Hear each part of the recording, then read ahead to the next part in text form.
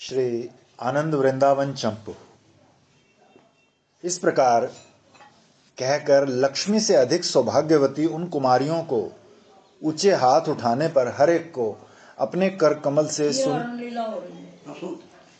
सुंदर रीति से वस्त्र अर्पित कर दिए। हर एक को अपना अपना वस्त्र मिला, किसी के वस्त्रों में अदला बदली नहीं हुई। उसके बाद उन कुमारियों ने सुंदर कांति युक्त अपने अपने वस्त्र मूर्ति में मंगल लता रूप शरीरों में धारण कर लिए और सर्वोत्कर्ष को प्राप्त हो गई। तदनंतर आनंद पूर्वक उन गोप कुमारियों ने श्री कृष्ण के कर कमलों की सौरभ से परिपूर्ण आनंद में सदा निर्मल रहने वाले वस्त्रों को धारण कर लिया। तनिक लज्जापूर्ण स्वर्ण कमल मुखी कुमारियां मानो श्री कृष्ण अंग संग के सद्भाव से सुवासित होकर पुलकित हो उठी। नवीन आनंद के द्वारा स्तब्ध होकर स्पर्श रहित आलिंगन का सुख सा अनुभव करने लगी। उस स्थायी स्नेह पूर्वक क्षण भर वहां खड़ी रही। श्री गोपराज कृष्ण अधीर होकर परम कोमल शुद्ध हृदय स्थल से दयापूर्वक बोले। श्री कृष्ण ने कहा, हे गोप कुमारियों, आपका ये संकल्प मानो कल्प वृक्ष के पहले अंकुर के समान है। मैंने चित्त में पहले ही जान लिया था। उस अंकुर को बढ़ाने के लिए मैंने इस समय आपको अनेक प्रकार की आज्ञा दी। इससे आपके विशुद्ध प्रेम की मैंने परीक्षा भी ले ली, क्योंकि मेरे मतानुसार मेरे हितकारी वचनों का आपने पालन किया है और कोई विरोध नहीं किया। इसलिए आपका ये उचित मनोरथ अर्वाचीन भाव का द्योतक नहीं है, ये नित्य सिद्ध भाव का ही परिचायक है। सेवा वासना की सनातनता पूर्वक पहले से सिद्ध है। अतः ये मनोरथ नित्य सत्य तथा सरस है। मेरा ये साधारण स्वभाव है कि मैं परमानंद स्वरूप हूँ। मेरे प्रति जो काम में अनुराग है, मैं उस क्षणिक अनुराग रूप में स्थापित नहीं करता हूँ, परंतु उसे आनंद अमृत में परिणत कर देता हूँ। स्वतंत्र प्रभाव युक्त जो पारे का कुआं है, वो दूसरे रस को ग्रहण नहीं करता। आप तो स्वभाव सिद्धा हो और आपका स्वभाव साक्षात उज्ज्वलता धारण करने वाला है। उस स्वभाव की तो लक्ष्मी भी प्रार्थना करती रहती है। मुझ परम रस सिंधु से सामान्य लोगों के काम आदि भाव कभी अंकुरित नहीं होते। इस प्रकार सरस लता के पुष्पों की तरह श्रेष्ठ सुगंध भर प्रीतम श्री कृष्ण के वचनामृत को उन्होंने सत्य माना। अतिशय हर्षपूर्वक उत्कंठित और द्रवित मन होकर आनंद अश्रु धारा प्रवाहित करने लगी और निरुत्तर होकर नेत्र मूंद कर कुछ देर वहीं खड़ी रही। तदनंतर काम विजयी भगवान श्री कृष्ण शिशिर ऋतु के पश्चात आनंद पूर्वक कोकिलाओं की ध्वनि की तरह सर्वोत्तम प्रेममयी गोप कुमारियों के प्रति जो धीरे धीरे परस्पर कुछ आलाप कर रही थी, इस प्रकार बोले, हे गोप कुमारियों, अब आप गोष्ठ में अपने अपने घर जाओ। आगे शीघ्र आने वाली आनंदप्रद रात्रियों में आप मेरे साथ विहार करना। आप सब साधन सिद्धा हो, आपके लिए तनिक सी भी मेरे मिलन में रुकावट नहीं आएगी।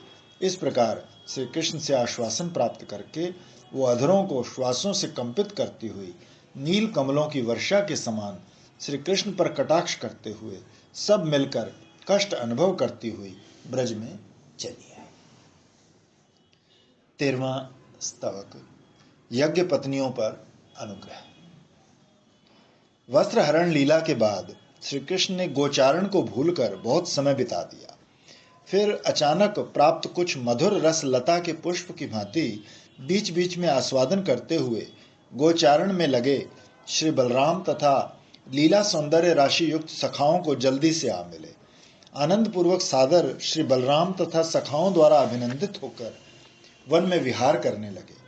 कुछ समय विचरण करने के बाद श्री बलराम जी को तथा अपने विशिष्ट सखाओं को अति प्रेम भरी मधुर वाणी से कहने लगे, हे पूजनीय भ्राता, हर्ष परिपूर्ण स्तोक कृष्ण, हे रुचिर, तुम्हारे शरीर पर क्रीड़ा युद्ध की किरणें बहुत देर तक झलकती रहती हैं। हे समस्त सौभाग्य शोभा की माला को धारण करने वाले श्रीदाम, हे प्रेम धन में सबल सुबल, हे प्रेम यशोज्वल अर्जुन, हे विशाल प्रेम में विशाल, हे ओज श्रीपूर्ण ओजस्विन, हे प्रेम गिरिराज शिखर प्रिय देवप्रस्थ, हे मनोरथ रथ के रक्षक वरुथप, आप सब वृंदावन की शोभा तो देखो। यहाँ के वृक्ष प्रवाल के समान लाल लाल नव पल्लवों से परस्पर मिले हुए से लगते हैं। उनके पत्र हिलते हुए नृत्य गीत करते से प्रतीत होते हैं एवं सबकी रक्षा करने वाले हैं। इनकी शाखाएं सर्व दिशाओं और आकाश में व्याप्त हो रही है एवं कामुक पक्षियों की रक्षा करती हैं। इनकी भस्म देवताओं के मन को वशीभूत करती है। इन वृक्षों के फल सर्वथा सरस हैं और डालियों पर गुथे हुए से। हे सखाओ, इन वृक्षों की मनोहरता की बात रहने दो। साधारण वृक्षों का सुंदर रसों से सम्मानित होने के कारण जन्म भी श्रेष्ठ है। बाण शत्रु को मारकर दूसरे का सुखदायक होता है। साधुजन शुद्ध मन द्वारा सुखी करते हैं। पुण्य कर्म फल के द्वारा स्वर्ग का सुख देते हैं। व्याघ्र अपनी त्वचा द्वारा भजन करने वाले व्यक्ति को बैठने का सुख देते हैं। क्षत्रिय युद्ध के द्वारा सज्जनों का रक्षा सुख विधान करते हैं। पारा भस्म होकर दूसरों को रोग मुक्त कर सुख पहुंचाता है, किंतु ये वृक्ष तो अपने पत्र पुष्प फल लकड़ी भस्म सबके द्वारा सदा सुख पहुंचाते हैं। इसलिए वृक्षों का जन्म। राजा रणजीत सिंह की सवारी जा रही थी ना, तो एक छोटे बच्चे ने पत्थर मारा, तो दूसरे दिन उस बच्चे को बुलाया गया राज दरबार में। तो माँ कांपने लगी कि इसने कल पत्थर मारा, जाने क्या होगा क्या नहीं होगा। तो राजा रणजीत सिंह ने उसको बहुत सारा धन कपड़ा ये वो सब प्रेजेंट दिया। सब हैरान हो गए कि ये क्या पत्थर मारने वाले को। बोले कि मैं क्या पेड़ से भी गिर गुजरा हूँ। महाप्रभु ने कहना प्रेरणा दपी सुनी चेना अरो रूपी सहिष्णु। बोले कि पत्थर मारो पेड़ को तो वो फल देता है, तो मैं क्या उससे भी गिरा हुआ हूँ। कोई इसने पत्थर मारा तो मैं कुछ नहीं दूंगा इसको। महापुरुषों की बात। उस प्रकार अनुपम मनोहर आलाप करते हुए गौओं के पीछे पीछे चल रहे थे। सखाओं की इच्छा जानकर तथा गौओं के अति भोजन के बाद प्यासी और आलसमयी मंद गति को जानकर श्री कृष्ण यमुना के तीर पर जाने की इच्छा करने लगे। पृथ्वी तल पर अवतीर्ण होने से जिनका प्रेम भाव प्रकाशित होता, ऐसे परम प्रेम प्राप्त समान रूप और अवस्था युक्त सखाओं तथा श्री बलराम के साथ प्रसन्नता पूर्वक श्री कृष्ण वृक्ष के बीच में जाने वाले मार्ग से यमुना पर आए। कालिय सर्प दमनकारी मनोहर लीलाकारी श्री कृष्ण ने गौओं को जलपान कराया। गौएं जहाँ जलपान कर रही थी, उस स्थान के अति निकट ब्राह्मणों की विशिष्ट रमणीय नारियां विद्यमान हैं। ये जानकर उनके मन के अनुराग को जानने के लिए श्री कृष्ण एक वृक्ष के नीचे विश्राम करने लगे। उस शुभ समय में गौ चराते और वन में भ्रमण करने से तथा प्रातःकाल से भूखे रहने के कारण सखाओं के मुख कमल मानो तुषार से कुम्हलाए हुए कमलों की तरह हो रहे थे। वो सब अनमने होकर मृगमद सुगंध विजयी श्री कृष्ण बलराम के पास आए और कातर होकर बोले, हे जगतोत्तम मनोहर महाबाहो बलराम, हे नवघन श्याम कांति महाभुज श्री कृष्ण, सर्प विष की तरह भयंकर भूख हमारे पेट की बटलोई को बहुत पीड़ित कर रही है, इसलिए हमें जरा भी सुख प्राप्त नहीं हो रहा। इसलिए आप दोनों भूख को मिटाने का उपाय कीजिए। कुंद कलिका के समान दंत पंक्ति वाले सब सखाओं ने जब ऐसा कहा, तो कोमल चित्त श्री कृष्ण मंद मुस्कुराते हुए देश कालोचित स्नेहपूर्वक बोले, हे सखाओ, आप यदि इस प्रकार भूख से दुखित हो रहे हैं तो उसकी शांति के लिए बिना परिश्रम का उपाय बताता हूँ, सुनो। यहाँ पास ही बहुत से श्रेष्ठ ब्राह्मणों ने मूर्तिमान रसमय अंगिरस यज्ञ को भावपूर्वक आरंभ कर रखा है। वो सब दूरदर्शी हैं, मुनियों द्वारा अकथनीय श्रद्धा रखने वाले हैं, महान प्रभावशाली हैं। उन्होंने बहुत लोगों के लिए भोजन व्यवस्था का यश भी प्राप्त किया हुआ है। हिंसा विमुक्त तथा ज्ञानवान हैं, अज्ञान को दूर करने वाले हैं, स्वयं शांत हैं, गृहस्थ आश्रमी हैं। इस समय वैदिक क्रिया में लगे हुए हैं। आप सब उनके पास जाओ, स्नेह संकोच तथा श्रद्धा पूर्वक उन्हें प्रणाम करके मेरे भैया श्री बलराम तथा मेरा नाम लेकर नम्रता पूर्वक भोजन व्यंजन मांग लाओ, किंतु नम्रता पूर्वक दूर खड़े रहना। देखो, याचना को नष्ट करने वाली लज्जा को वहां दूर रखना, क्योंकि लज्जा रहित व्यक्ति ही अपना स्वार्थ सिद्ध कर सकते हैं। लज्जा करेगा तो मांगेगा कैसे? श्री कृष्ण के वचन सुनकर वे शुभ अशुभ कर्मातीत गोप बालक जो सुशील थे उन ब्राह्मणों के स्थान को ढूंढने में चतुर थे। श्री कृष्ण दूर रखना, याचना को नष्ट करने वाली लज्जा को दूर रखना, क्योंकि लज्जा रहित व्यक्ति ही अपना स्वार्थ सिद्ध कर सकते हैं। बेशर्म होना चाहिए, मतलब कि अपना स्वार्थ सिद्ध करने के लिए जब मांगने जाओ तो बेशर्म ही बनना पड़ता है। भोजन की महान लालसा के कारण शीघ्र चलकर उन ब्राह्मणों के यज्ञ स्थल पर जा पहुंचे। वहां यज्ञ स्थल में अंदर गए। वहां वो स्थल सर्वोत्कृष्ट घी और यज्ञ अग्नि के सुगंधित धुएं से पूर्ण हो रहा था। देखने में नेत्र आनंदप्रद और हवन सुगंधि से नासिका का तृप्तिकारक था। हवन गंध में वायु का स्पर्श भी त्वचा को अति आनंद देने वाला था।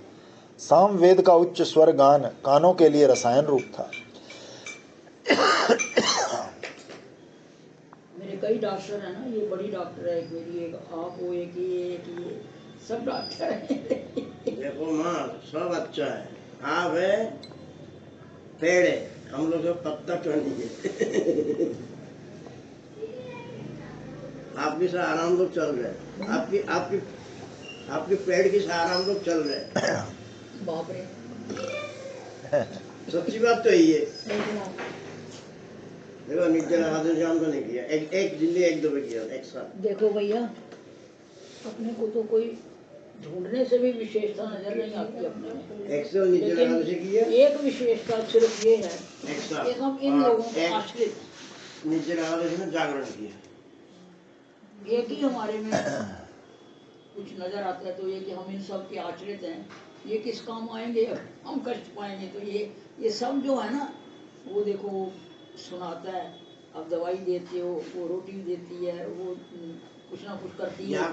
ये आपके जमा हुआ आपको मिल रहा। तो तुम्हारी वो चली गई क्या? कौन?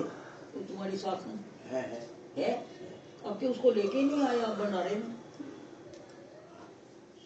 वो बीमार पड़ा है। क्या करती है वो आदमी? बीमार पड़ा है माँ। बीमार है क्या? आपके होते वो बीमार कैसे हो गई? दवाई हम तो नहीं खाता, और डॉक्टर से खाता, हम तो नहीं खाता। घर दवाई हम तो नहीं खाते। घर का जोगी जोगना क्यों नहीं खाता? क्या करना? तुषाद्री मठ से दवा ले आता है। तुषाद्री मठ से दवा ले आता है।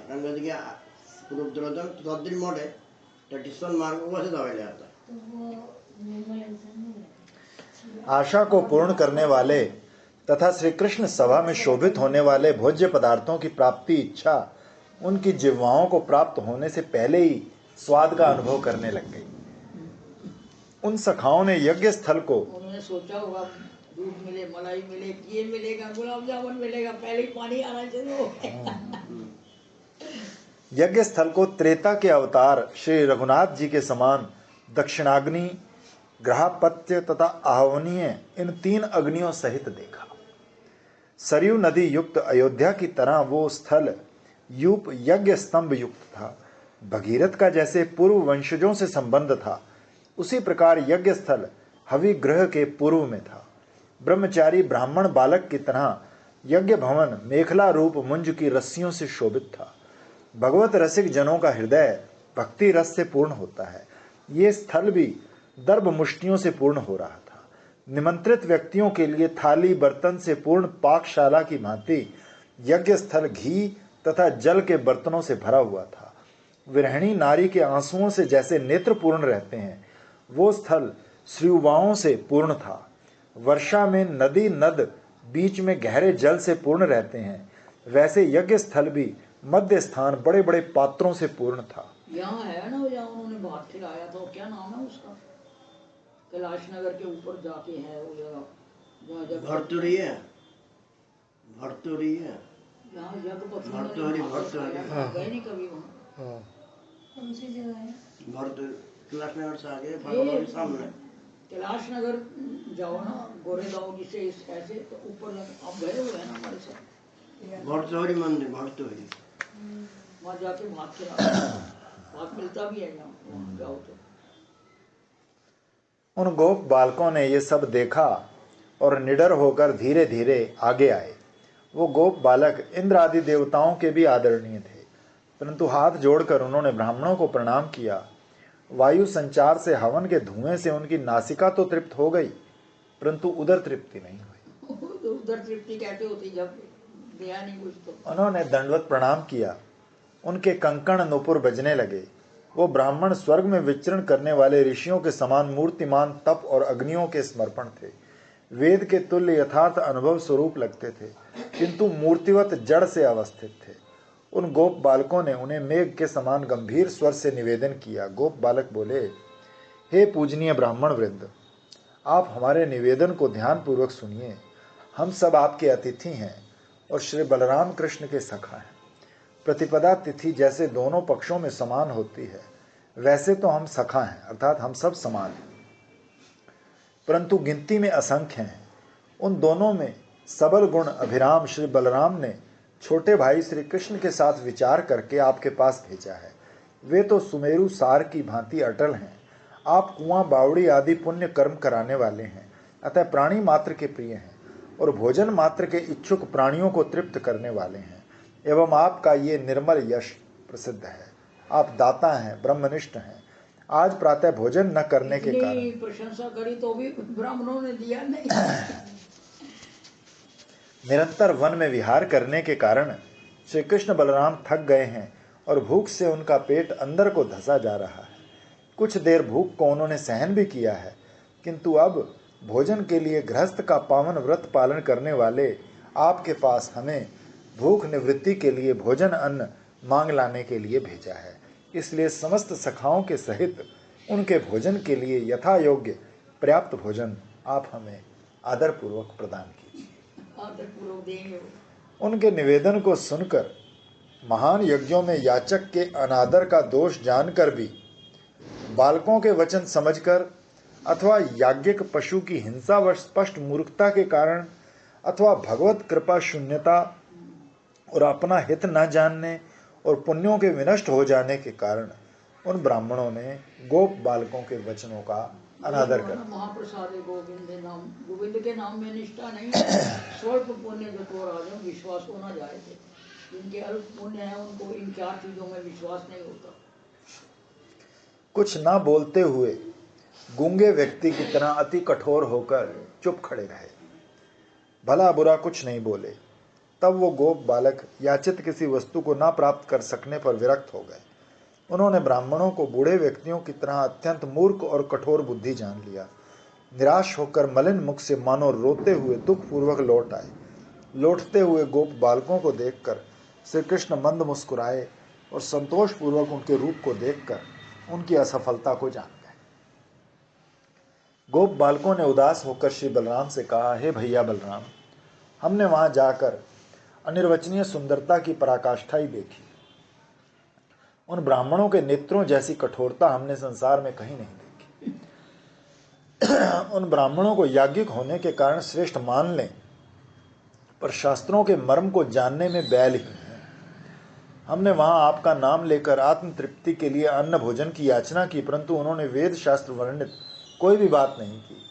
हे बलराम, देने लेने की बात दूर रही, वहां तो केवल पका लो, भून लो, खाओ पियो, आओ जाओ, लेकर चले जाओ, बस यही हल्ला गुल्ला मचा था। पाकशालाओं में भी इस प्रकार का व्यवहार करने वाले बड़े सियाने अनेक लोगों को हमने भोजन करते देखा। इस तरह हजारों से भी अधिक लोगों को हमने वहां आते जाते देखा। क्रोधवश हम उनके निकट नहीं गए और ब्राह्मणों की निर्दयता देखकर वहां एक क्षण भी नहीं रुके। वहां जाकर केवल लज्जा कमा ली और अपने कुल की रीति को जीत कर चले आए। वहां क्षण भर रहकर अग्नि का धुआं पान कर लिया, वही हमारे लिए परम लाभ था। हवन का धुआं मिल गया, यही बड़ा शुद्धि हो गई। हे कृष्ण, क्या कहें, आपका वचन तो देवता के आदेश की भांति हम सिर पर धारण कर वहां चले गए। आपका वचन तो अमृत सार होता है, परंतु वहां तो एक अनोखी लज्जा ही हाथ पड़ी। तदनंतर श्री ब्रजराज कुमार मंगल मूर्ति भगवान श्री कृष्ण आनंद भर मुस्कान भरी वाणी से बोले, अरे माननीय गोप बालको, विवेकहीन नवविवाहिता नारी की तरह क्रोध से उद्विग्न मत हो। स्वार्थपरायण व्यक्ति दूसरे के द्वारा अपने स्वार्थ के नाश को हत्या के समान मानते हैं। अतः आपको जो अतिशय ग्लानि हो रही है वो उचित ही है। फिर भी उन ब्राह्मणों के प्रति शिकायत करने वाली कोप दृष्टि नहीं करनी चाहिए। लगता है उनकी मनोवृत्तियां दूसरे कामों के पराधीन हो रही थी, इसलिए वो आपका हित करने में असमर्थ रहे। अब मैं आपको एक दूसरा अचूक उपाय बताता हूँ। पत्नियों के पास जाओ। तो मेरे बताए अतुलनीय उपाय का अनुशीलन करना चाहिए। देखो, वहीं ब्राह्मणों की पत्नियां हैं जो मूर्तिमती दया हैं और हैं भी अभी एकत्रित हुई पातिव्रत्य की मूर्तियां। मदात्मकता रूप संपदा ही शरीर धारण किए बैठी है। मानुषी होकर भी मानुषी नहीं है। वो स्त्रियां नहीं हैं। शीघ्र प्रसन्न होने वाली होकर भी शीघ्र प्रसन्न नहीं होती हैं। सुखदायिका होकर भी सुखदायिका नहीं है। सब कलाओं से पूर्ण होकर भी कला रहित है। विभूषित होकर भी विभूषिता पृथ्वी पर नहीं बैठती। श्रेष्ठ कांति रानियां होकर भी ब्राह्मणों की नारियां हैं। आप पाकशाला में प्रसन्न चित्त होकर उनके पास जाओ, मेरा नाम लेकर मन चाहा भोजन अन्न मांग लाओ। वो सब कल्पलताओं के समान हैं और आपकी आशा को परिपूर्ण करेंगी। ये बात सत्य मानो। मेरे वचन आपके लिए भी हितकारी हैं और उनके भी प्रीति को बढ़ाने वाले हैं। इन वचनों को वेद तात्पर्य की तरह सत्य मानकर आप सब दोबारा उनके पास जाओ। इस प्रकार श्री कृष्ण के वचन बल को पाकर नवलताओं से शोभित उद्यान से हर्ष लहरियों का सेवन करते हुए एक साथ मिलकर यज्ञ स्थल के किवाड़ों से प्रवेश कर नम्रतापूर्वक विशाल पत्नीशाला में जा पहुंचे। गोप बालकों ने देखा वो ब्राह्मण पत्नियां बिजली की कांति समान प्रतीत होती थी, परंतु बिजली मेघ में बहुत देर तक अवस्थित नहीं रहती, पर उसकी कांति उनके अंगों में स्थायी रूप से विद्यमान थी। बिना सरोवर के कमलिनियों की तरह शोभित थी, किंतु मिथ्या नहीं थी। बिना आराम बगीचे के चलती फिरती स्वर्ण लताएं थी, किंतु उन्हें कृष्ण विरह के कारण जरा भी आराम नहीं था। बिना रात के चंद्रमा के समान थी। वे अरुंधति आदि पतिव्रताओं के यश को भी पराभूत कर रही थी। मूर्तिवती अग्नि के समान एकत्रित प्रतीत होती थी। अतिशय रसमयी वात्सल्य लताओं की मूर्तियां थी। भूतल पर क्षमा की मूर्तियों की तरह शोभित हो रही थी। सब गुणों की शोभा मूर्ति थी। हे श्रेष्ठ ब्राह्मणों की उदार पत्नियों, आपके हर्षदाता दयालु चरण कमलों को हम प्रणाम करते हैं। हम सब ज्ञान घन मूर्ति श्री कृष्ण के सखा हैं। आप हमारे निवेदन को सुने। गोप बालकों के मुख से एक बार श्री कृष्ण नाम कानों में पड़ते ही वो ब्राह्मण पत्नियां सब काम को छोड़कर विस्मयपूर्वक मानो किसी मोहन मंत्र के द्वारा हिरणियों की तरह मुग्ध हो गई और सोने की मूर्तियों की भांति अचल रह गई। स्वर्गलोक से पृथ्वी पर अवतीर्ण होने वाली प्रेम रसमयी उपनिषदों की देवियों की भांति विशुद्ध मन से अपने नेत्रों की चंचलता रोककर उन बालकों के मुख को देखने लगी। तब बालक सम्यक आश्वस्त होकर उनके सामने सुखपूर्वक आगे बढ़े और अपनी शेष बात को कहने लगे। गोप बालक बोले, आप सब सम्मानियों के तुल्य हैं। मूर्तिमान कामदेव श्री ब्रजराज कुमार आज प्रातःकाल भोजन करके नहीं आए थे, इसलिए अपनी मित्र मंडली के साथ यहाँ पास ही विचरण करते हुए आए हैं। हम सब बहुत भूख से व्याकुल हैं। आपसे अन्न भोजन मांगने के लिए तथा हम सब को प्रसन्न करने के लिए आपके पास भेजा है। आनंद बरसाने वाले श्री कृष्ण इंद्र के समान बलशाली बड़े भाई श्री बलराम के साथ विराजमान। आपने भी विशिष्ट परंपरा से उनके विषय में सुना होगा। जब केवल 6 दिन के थे तो श्री कृष्ण ने पूतना राक्षसी को सदगति प्रदान कर पवित्र बना दिया। उन्होंने तृणाव्रत को तृणों के समान घुमाकर मृतक कर दिया। निंदनीय बकासुर अघासुर को मार डाला। इस प्रकार के वचन उनसे सुनते ही उन ब्राह्मणियों का मन हृदय द्रवीभूत हो गया। वे वचन अमृत की धारा के समान अति सुख करते। श्री कृष्ण रूप महानिधि को अनायास निकट उपलब्ध जानकर वह आनंदित हो गए, क्योंकि श्री कृष्ण उनके मनोरथ पथ से बहुत दूर थे और उनके चिर अभिलषित थे। श्री कृष्ण प्रेम उनकी बुद्धि में अखंड रूप से समाया था और बहुत दिनों से उनके स्मरण सुख में मगन रह रही थी। श्री कृष्ण को निकट आया सुनकर चित्त द्रवीभूत हो गया और वो अश्रुधारों से नहा गई। शरीर लता रोमांचित हो उठी। इस प्रकार उन ब्राह्मण पत्नियों की क्षण भर के लिए उल्लासपूर्ण स्थिति हो गई। गोप बालक उनको देखकर चमत्कृत हो उठे और शंकित होकर आपस में कहने लगे, देखो तो, जब से इन ब्राह्मण पत्नियों ने हर्ष, उत्कंठा और आनंदपूर्ण हमारी याचना के वचन सुने हैं, तब से सब बेसुध सी हो गई हैं। ना परस्पर बोल रही हैं, ना हिलजुल रही हैं, कुछ देख भी नहीं रही।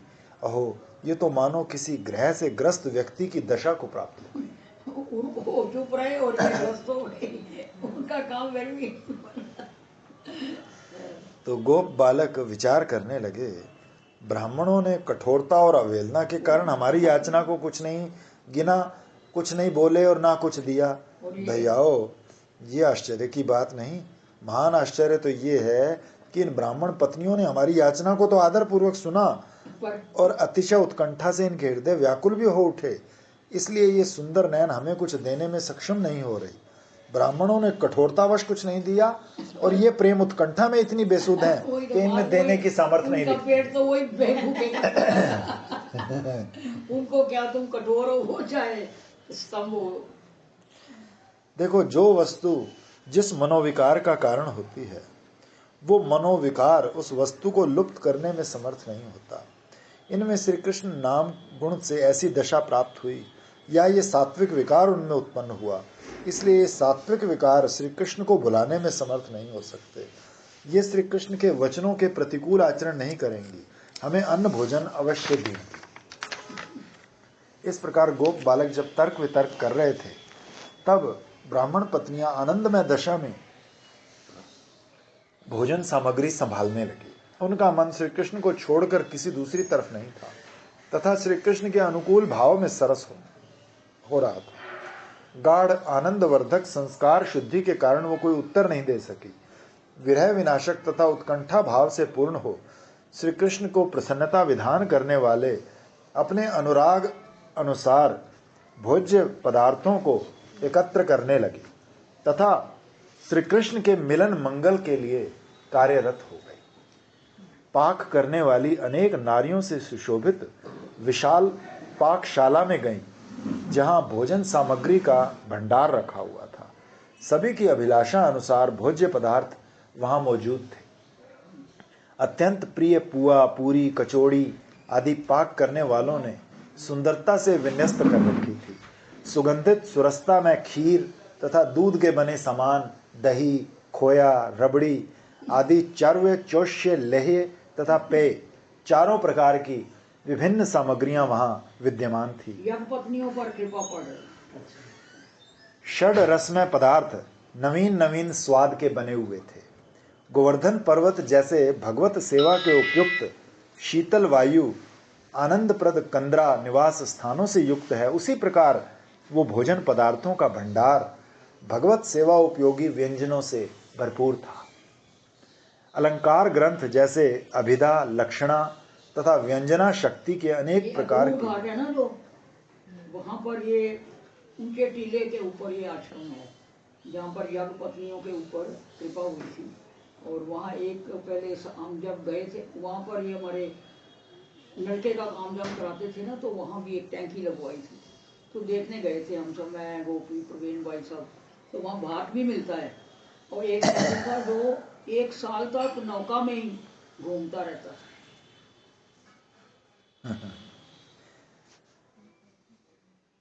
उसी प्रकार ये भंडार अनेक प्रकार की दालों से बढ़ा चढ़ा हुआ था। नारायण अस्त्र आदि दिव्य अस्त्रों की भांति वो भंडार भी अनेक सिद्ध किए हुए साग आदि पदार्थों से युक्त था। अपना अपना अनुराग जैसे विभिन्न आशाओं से युक्त होता है, वो भंडार भी विभिन्न सुगंधित शाक सब्जी से पूर्ण था। जैसे काशी तल में श्री गंगा का प्रवाह शोभित होता है, उसी प्रकार वो सामग्री भंडार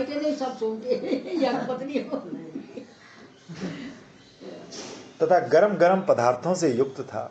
जिन स्वर्ण में पात्रों में वो भोज्य पदार्थ रखे थे, उनको ढकने वाले थाल थालियां स्फटिक मणिमय थे, जिसमें दर्शकों के प्रतिबिंब चलते हुए अति सुखकारी लगते। उन ब्राह्मण पत्नियों ने उन पात्रों में से आनंद पूर्वक अपनी मन मर्जी से पात्रों में भर लिया तथा ऊपर से उन्हें सफेद पतले वस्त्रों से ढक दिया। यज्ञों को प्रेम पूर्वक सम्मान देने वाले अनेक सभासद उन ब्राह्मणियों को चारों ओर से देख रहे थे। नारियां भोजन के पात्र अपने अपने कर कमलों में धरकर रोकने वालों का अनादर करते हुए यज्ञ स्थल से बाहर निकलकर चल पड़े। ऐसी प्रतीति हो रही थी मानो फलवती कल्पलताएं चल रही हैं। अपने नेत्रों के इशारे से उन्होंने गोप बालकों को श्री कृष्ण के निकट चलने को कहा और उनके मुख कमलों को देखने लगी। श्री कृष्ण सखा उन्हें रास्ता बताने को आगे आगे चलने लगे। विनम्र भाव से आनंद पूर्वक मधुर ध्वनि से इधर चलिए ऐसा कहते हुए उन्हें मार्ग दिखाते चल रहे थे और बीच बीच में उनकी तरफ मुंह मोड़कर हाथों के द्वारा उन्हें रास्ता भी बताते जा रहे थे। इस प्रकार ये ब्राह्मण पत्नियां अपने अपने हाथों में भोज्य पदार्थों की थालियां लेकर मानो श्री कृष्ण आस्था रूपी सखी की सहायता रूपी सौभाग्य को प्राप्त करके चल रही थी। अतिशय सौभाग्यशालिनी निशंक सुंदरियों की पंक्ति विलक्षण एक एक पत्र वाली कमलिनियों की पंक्ति की तरह पृथ्वी पर विहार करती हुई शोभित हो रही थी, अथवा अपनी सूंड में स्वर्णमयी कमलिनी के विशाल पत्रपुट को ग्रहण किए हुए अथनियों की घटा की भांति शोभित हो रही थी। उन कमल नयनी के चलते समय आनंद जनित स्तंभ और प्रीतम के दर्शन इच्छा से उत्कंठा परस्पर स्पर्धा करने लगे। कभी धीरे चलती, कभी तेज चलने लगती। उस समय उनकी करघनियां फीकी पड़कर धीरे धीरे शब्द करती। दर्द होगी, कभी तेज चलती